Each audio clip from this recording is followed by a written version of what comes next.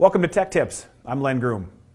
Today we're talking about cold temperatures and why a synthetic versus a conventional is important. When we get into temperature extremes, oil tends to get thick, especially when it gets extremely cold outside. Now, the issue comes when you start your vehicle after it's been sitting out in that cold temperature all night long.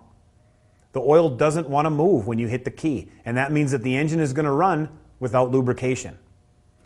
We ran some testing in our lab to try and simulate both an extreme condition and a condition that you could commonly see. Let's take a look. As you can see, we have a conventional 5W30 on the left.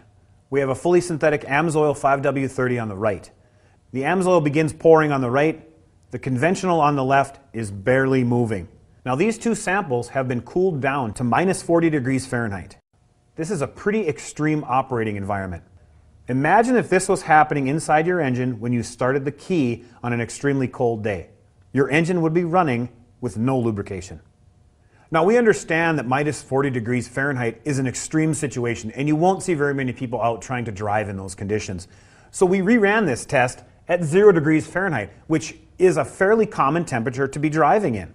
Now as you take a look, the Amsoil 5W30 on your left begins to pour very nicely. The conventional 5W30 will pour at 0 degrees, but it's very, very thick, and you can see it's pouring much slower than the Amsoil product. Most engine wear occurs at initial engine startup.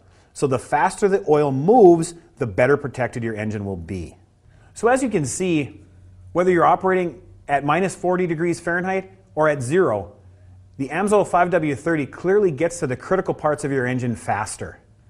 So when you're making your decision between a conventional or a synthetic for your winter driving needs, remember this test. Thanks for watching. We'll see you next time.